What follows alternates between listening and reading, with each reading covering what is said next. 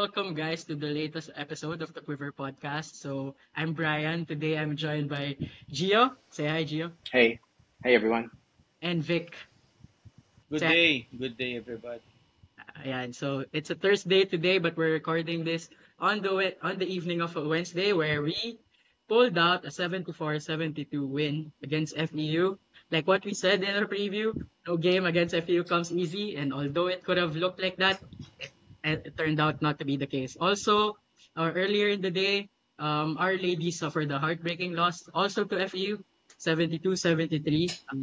So kita nyo, very almost identical scores. And just a touch as well, commiserations to our Benildian brothers who dropped their opening games and say 85-96 against San Beda University. So only one team today, and that's where we will talk the most about, which is LaSalle, the Green Archers. So it looked like smooth sailing. We won the first and third quarters quite convincingly. We entered the fourth quarter ahead by 13. And then you can still see that we are maintaining like an 10 point lead, 8 point lead, 6 point lead. But then I think there was a time where our offense went silent, and that's when FEU crawled back into the game. Um, so let's go first with Gio. Gio, what did you think of another collapse? I mean, people will say it's a collapse, and I would not disagree with them. We held a solid lead, and then all of a sudden you see this gutsy FU team that once you allow them room to come back, they'll not squander that opportunity. Unfortunately for us, we just had enough in the tank. So what are your thoughts about that? Okay, I will. I don't think it's a collapse for personally.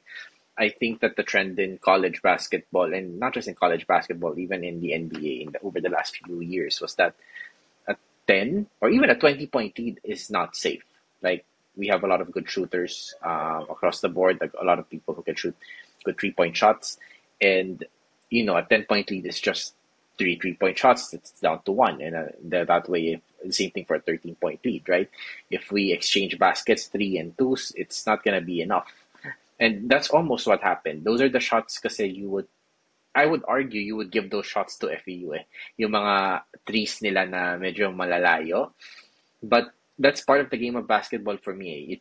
Part of that game is to build a suitable cushion because there will be times when your offense will go off. There will be times when you are firing, and I think that that's good for us. Now, on another note, I think it was a good gutsy win for us because towards the end game, no, when they got it down to 2 points already, we started making the right plays already. And although that layup towards the end could have turned the tide, we can talk about the defensive lapses there. Eking out the win against a gutsy FEU team is always good for us. Yeah, I believe masyado na lang malapit kay Joric Bautista yung layup. Isa na siya pag fourth quarter sa 3 point shot or jump shot eh. So maybe na-overestimate niya. He might have to calibrate that sooner rather than later. But Vic, I remember when we are talking about this game as it was happening sa group chats natin, you did say that you like this win nonetheless, regardless of how sour it could have gotten. Thankfully nga, we had enough in the tank. We had enough cushion to pad ourselves, protect ourselves from another FAU run, which is not really surprising at this point. What else did you like uh, after this 40-minute game from the Archers? Unang-una kasi 'di ba binabanggit ko I don't care the leads right now. It's important that we just I think binanggit din to ni Mason sa press con kanina. What's important is that you keep piling all those wins na kaya mong kunin, and then it's ano pa rin, it's a cliche but it's still important to peak at the right time in a short tournament like this na 14 games lang sa elimination round. So yun, sa akin, di ba, binabanggit ko lagi, okay lang sa akin whether close. Mas gusto ko nang manalo ng close games ng first round and then we peak second round entering playoffs and then we start having wins na 9 points, 8 points, 10 points or above pagdating ng dulo na ng second round going into the playoffs. What I like about this game, we kept our composure for 40 minutes. It's difficult when you're facing a team that shoots well from the perimeter. I think yun yung nangyari sa FEU sa game na to. That's where most of their points come from, no, in a low turnover game. Both teams only had 9 turnovers. Pag ganyan yung laro, it's really important to make your shots kasi ano talaga hindi ka nagkakamali. So it will all boil down to transition baskets kung makakakuha ka. Kung hindi, you just have to rely on your half court execution. Um ang isa pa dito is, I think ibanggitin ko na rin, 2-point margin.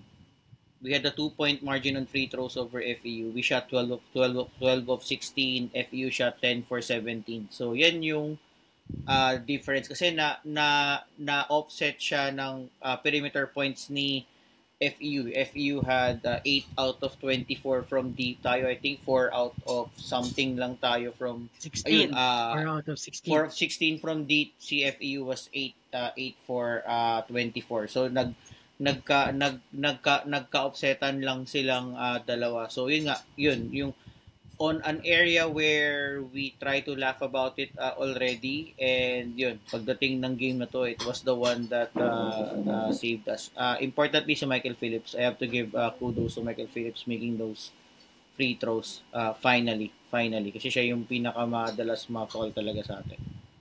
Yeah, he made 4 out of 5, and that's a credit. Actually, if we're going to look at the free throw numbers closely, we were 9 of 10 in the first half and only Yep. 3 out of 6 in the second half. So maybe, alam mo yun, that kind of set the tone. If you became more disciplined, avoided Lasal from having more trips to the line. And of course, we also have, yeah. we also have to credit Singit ko, them. Yeah, go ahead.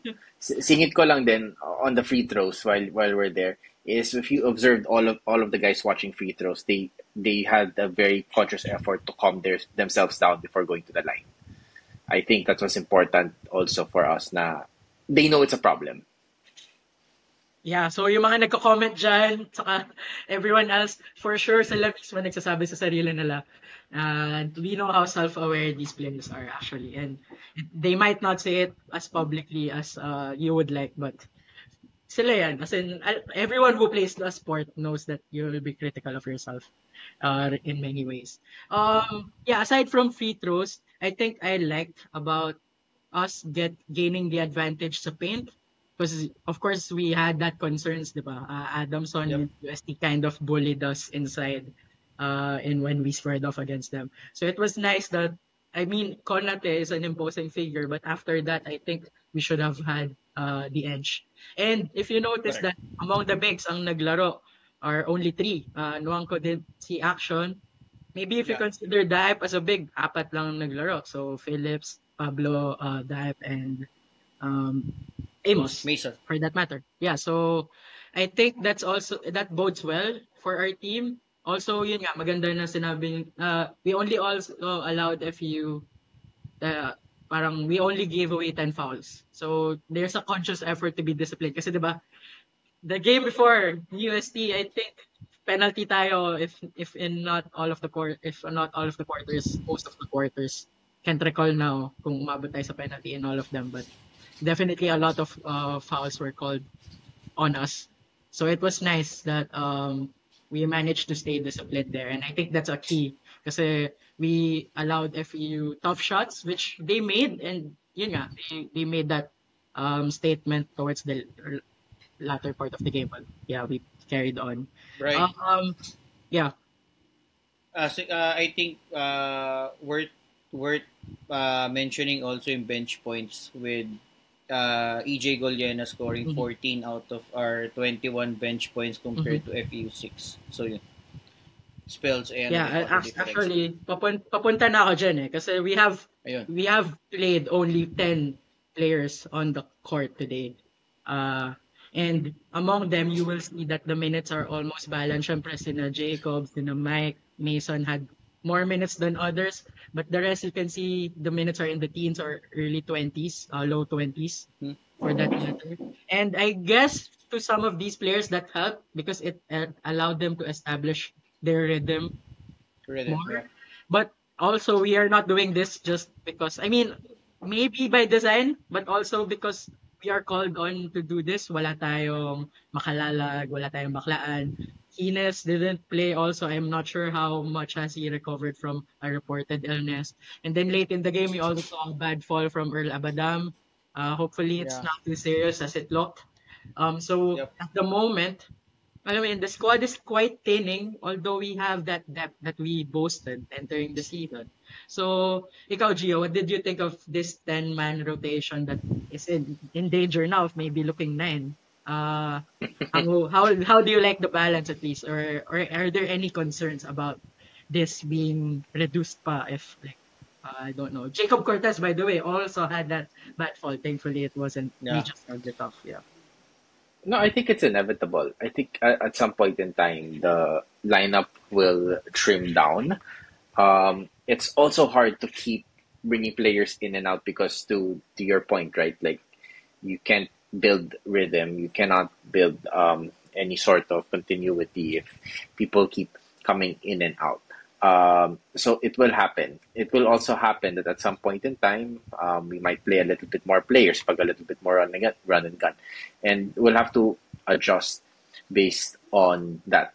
That's not something I'm too worried about. But what I do like, or what I'm starting to sense, is that, and we talked about this in one of the previous episodes, is that like everyone starts with a blank slate. Na hey, I trust all of you guys.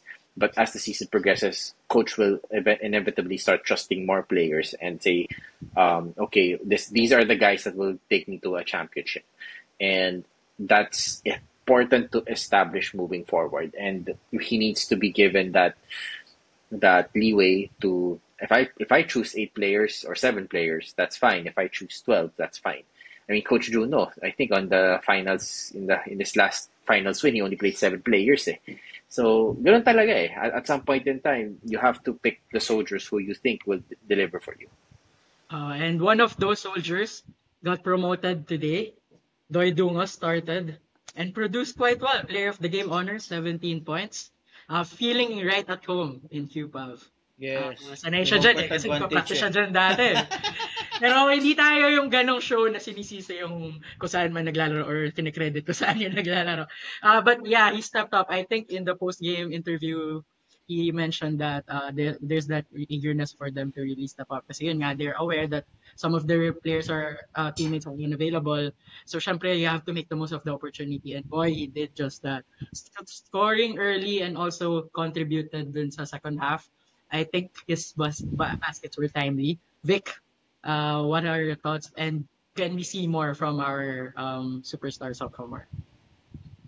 Hopefully kasi like yun nga no, yung score sheets natin this game, I love seeing other players na nag-i-score ng double figures. I mean si EJ and Doy made their mark in scoring to help out Jacob, and then Mike Mike did this role, so as Mason.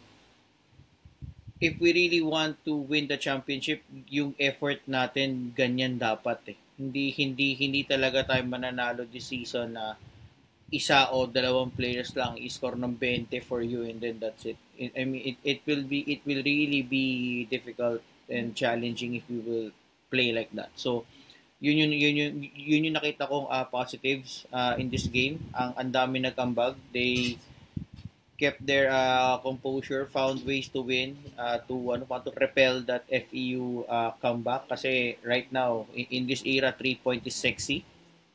Once it goes in, nakakawala ng talaga. If you're the team na hinahabol and your opponent keeps shooting well from deep, nakakasira ng loob yan. So I have to give credit to the team kanina na naging sila. They stayed composed, stuck with the system that they're doing, and then we were able to tawag to survive in the end. So yun, that's something that we need to take going into our next game on Sunday. Yeah, speaking of giving credit, of course, we'd also like to give credit to Jan Ray Pasaol. 25 points. It was almost unplayable today, but thankfully we had Buhat talaga, buhat. baka sana masaya ka sa Moraita at wag kang kusang lumapit kung saan man. Baka mag-walk-in eh. Baka mag-walk-in. Sakay ng jeep. Sakay. Pwede na sumakay ng jeep. Pwede na sumakay ng jeep. Pwede na sumakay ng jeep. Ano siya yung sabit dun sa sa backline. Kasya na siya sa jeep. Baka lang kasi mag-text baka lang may mag-text, I miss you, pre. Uy, so, who knows? Hindi, malay mo. Uy, pre, lakad ka naman dito, walk-in. Pre, walk-in ka dito. Tapos, sumunod. Di ba? Okay na yan dyan. Basta, bahala na siya sa buhay niya. Basta, but credit to him. Hopefully, it is wear the green and gold and maybe, alam naman natin. Saka si Mongko pa, pare. Maganda rin. Actually, kay Kirby Mongko pa, ang galing. He picked up the mantle. I think he got the pre-minutes. And he's letting his team down. He's taking advantage of it, really. I just really want to say that FEU is not as bad as a 0-3 record states, but then again, it also might hurt them in the end if they are to make a push. So, I think alam naman to ng players. Si Earl, diba, sinabi naman niya when he guested in the show that they know that anyone can beat them if they don't suit up, like if they don't show up. So I guess that's what we learned today, and we value each win as it comes. Of course, unfortunately, this win couldn't be paired by the Lady Archers, losing to FU in a heartbreaking manner. That was quite a stinger. Vic, any positives you can take from that 0-2 start by the team after losing to the teams from Espana and then Moraita? I think ang ano lang dito positive is that I think yung opening game jitters against UST nakita natin na wala na. It was a good game actually from both teams. Sabayan sabayan scoring. So it means na they were up to the task sa game kanina, and there's so much positives to take from this win. Yung prized rookie ng Lady Archer, the Zyla Lubrico finally came out of her shell and finally played to her potential as the lead guard of the Lady Archers moving forward. Yun. So ako I'm happy na yun yung pinakita niyang game kanina. It's just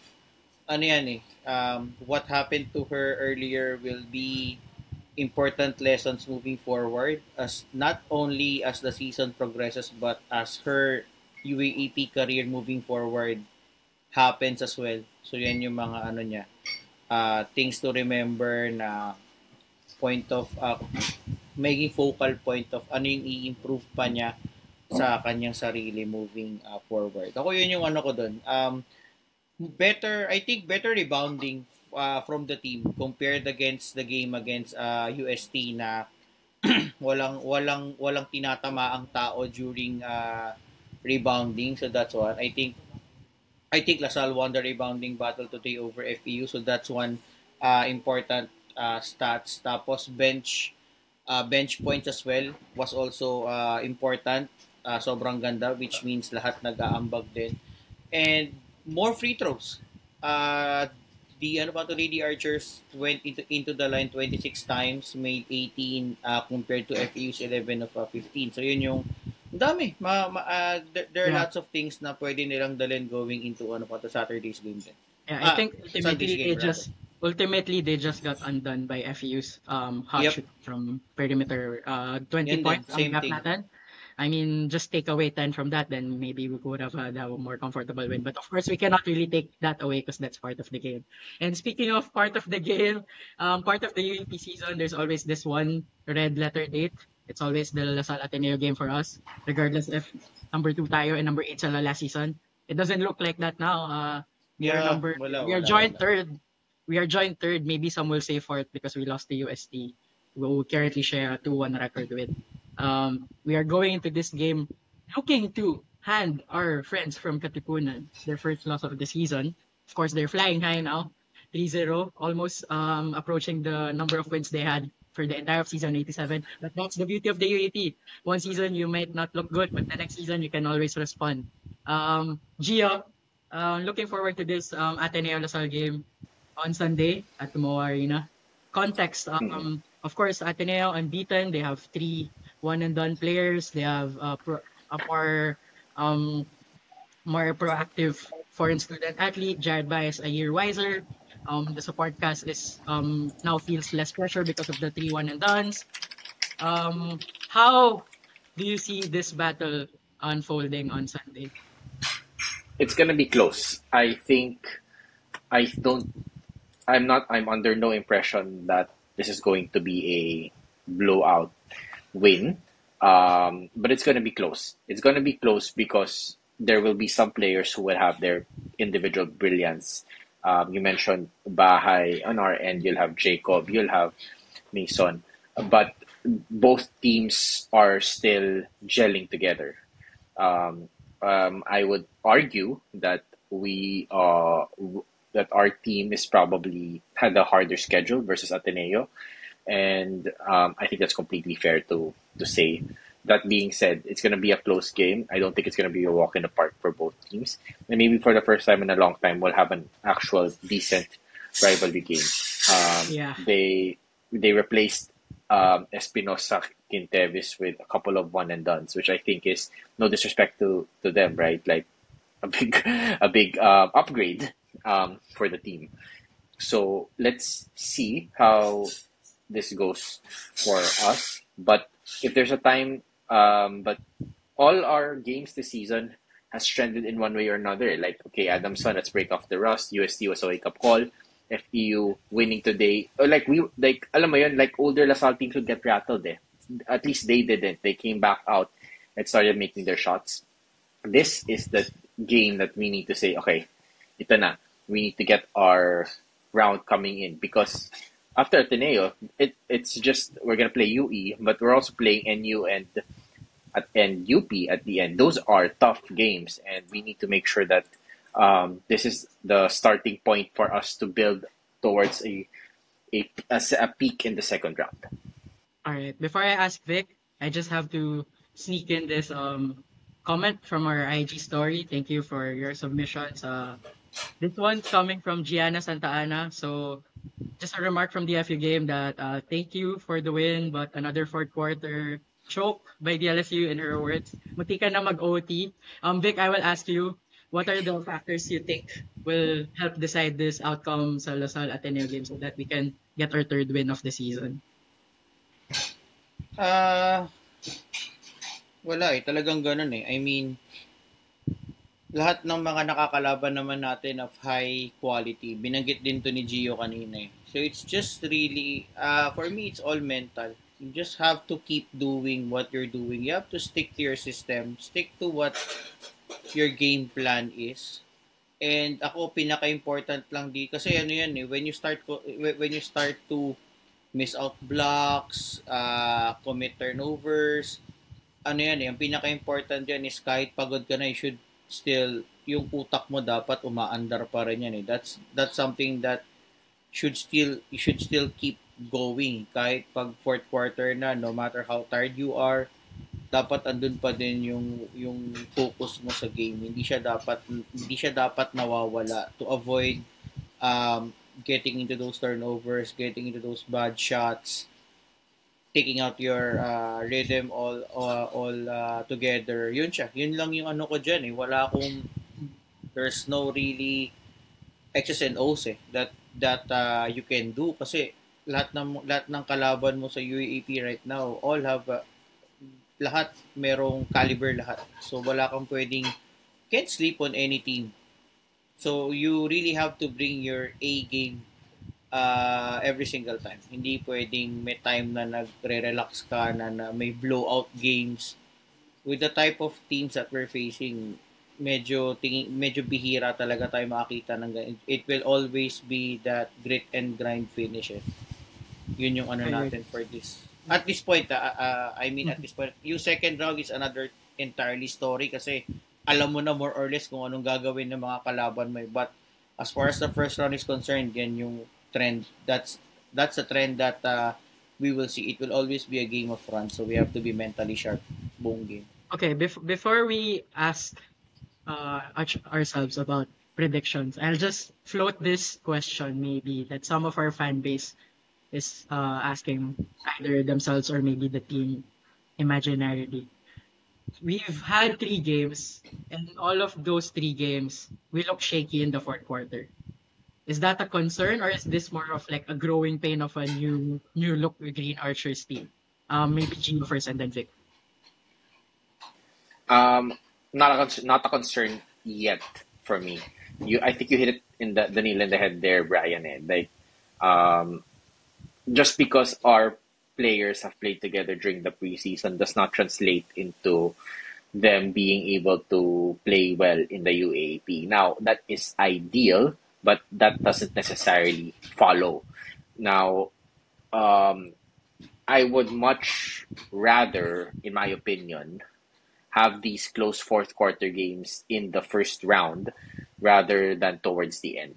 Because we might really be rattled in the second round and we might lose composure there. But if we have it early, if it's much earlier in the development cycle of the players, then I don't anticipate anything bad with that. So I'm not worried yet. At the end of the day, we're winning. And alam mo yun, at the end of the day, results matter. So parang there's more to learn if you win a game by 2 points than to win a game by 50 points. And that's where the team is right now. Yeah, I agree. Results matter, and on another side of a fan base, we're also suffering, Gio. I just want to say that out. Results matter. Yes. Ikaw, Vic, Oo, any oo, additional any additional thoughts? 65% possession 18 shots on goal, pero talo. Ano Oh, magagawa di ba? natin? Oh, saan ka pa? Saan ka pa? Ikaw, Vic, Oh. anything to add or any other perspective you want to shed on before we go to quick predictions? Ako siguro just a little bit of medyo punta lang ako ng X's and O's ng konti. Strength ni I think hindi siya napapag-usapan masyado eh. We all look at Ateneo as a very very good perimeter oriented team for the past 3 games. But I think ang X factor talaga sa kanila ngayon si Divine Adili. Kasi when all bugs down and they need the basket, kasi alam na ng teams that they will shoot from the perimeter and they need inside basket, it's very, very pag nakuha ni Adili yung bola sa paint, he knows what, yung balance ba niya, yung paint awareness niya, it's really, really good. So, yun yung ako siya yung player to look out for on Sunday. If we can take away that side of Ateneo giving Adili touches in the paint, kasi yung kanilang perimeter points are coming from paint touches eh. If you limit their paint touch, and they I think very evident to nung Ateneo FEU game, even itong 3 games nila they would look for closeouts and mas gusto nilang pag nag-close out long at sumagad sa kanila yung defender nila, they love to go to the paint, and pag nakita nila yung buong floor, they can see kung ano yung kick out pass nila, whether drop pass kay Adili or kick out pass sa corner. So what's important is not make them go to the middle of the floor. Make them go sa sides. Make it difficult for them to see the whole floor and make them see only a little bit of a side of it para yun lang yung pupuntahan nila ng passes nila once we defend their pick and roll offense nila sa taas. So yun yung ko doon. I think that's one of the things that we should look out for. Kasi sa akin they shooter sila, pero pag nagbabag down, especially nung Adamson game no Sunday na half court set, naging backbreaker for Adamson was yung mga konting penetration either nila Espinosa, ni Bongo, ni Tuano, tapos biglang slip pocket passes kay Adili, and then Adili will just shoot it very very easily. So it's important na nakaka-contest every shot ni Ateneo, mayroon tayong contest dapat. Walang as much as possible, let's not make it easy for them to take shots and make them comfortable. Tsaka turnovers talaga. They are very very clinical. when you make a mistake, sobrang galing nila tumapos in transition as well. So it's also important na wag tayo masyadong turnovers on Sunday. Yeah, so that is encouraging for us at least that we know what to prepare for. And it's interesting to me how Divine Adili can carry this Ateneo team on his back. That's all I'm gonna say. Diba? Kaya nga pili ko prediction. mukhang hindi to injured talaga eh. No? Parang ano lang yun. It Parang could be. baka mamaya hindi talaga injured, joke lang. Kasi baka mamaya injured naman pala talaga. We'll see. We'll see. Hopefully, the result goes for us. But of course, we all went 2-0 in our preseason preview. Ano tayo, hindi tayo porket nag-stick tayo doon, we will stick to that. But I will ask first si Vic and then si Chio. Do you still back at 2-0, which means mananalo tayo in the first round, or would you want to change an opinion there? Vic muna. Hindi, bawal tayo matalo dun eh. Kaya hindi ko, kahit tayo inferior team, ang ipe-predict ko lagi mananalo tayo. And how about you, Gio? Bakit tayo naglasal podcast kung mag-predict tayo na natalo tayo sa atin eh? Gawa na tayo ng ano to, Magic's podcast or whatever buzzword they can think of. Ako, I wouldn't change. I will stick to what I also said. But tingin ko we will win by a score of 69-64 for Whaley.